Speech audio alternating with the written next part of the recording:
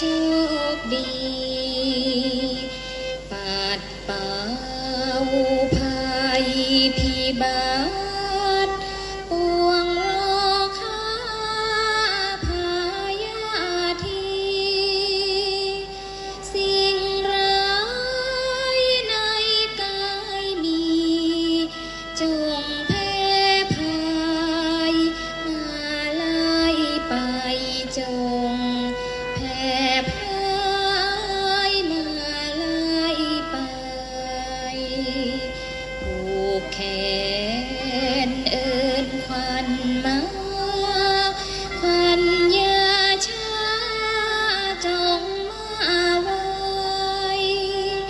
สถิตอยู่ในกายอย่างไปให้ไกลตาอย่าห่างไปให้ไกลตาทั้งพร้อมหมู่ทั้งหลายทั้งหญิงชายกันพร้อมหน้าเอิ้นขวัญเจ้าคืนมาสู่เยาวเข้าสู่เฮือนมาสู่เยาวเข้าสู่เฮือน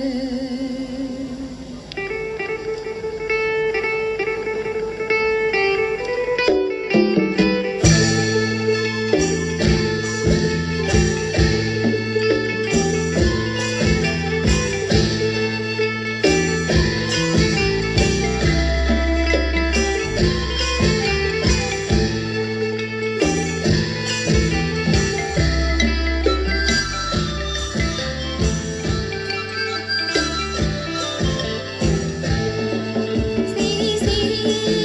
วันนี้เป็นวันดีอันเลิศล้ำจึงได้นำพาขวัญแก้วตกแต่งแล้วจังย่อมาอยู่เบื้องหน้าขอพักขวัญ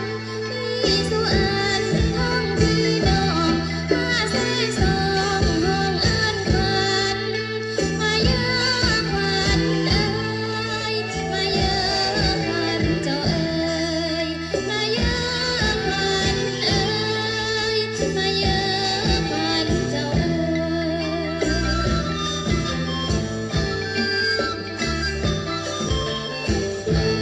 ขวัญเอ้ยมาฮอดแล้วขวัญแก้วให้อยู่ดีมีใบสีทั้งไก่ต้มทั้งขนมและไข่ด้วยกล้วยและอ้อยมีพร้อมสู่อันมาเยอะขวัญเอ้ยมาเยอะขวัญเจ้าเอ้ยมาเยอะขวัญเอ้ยมาเยอะขวัญเจ้าเอ้ย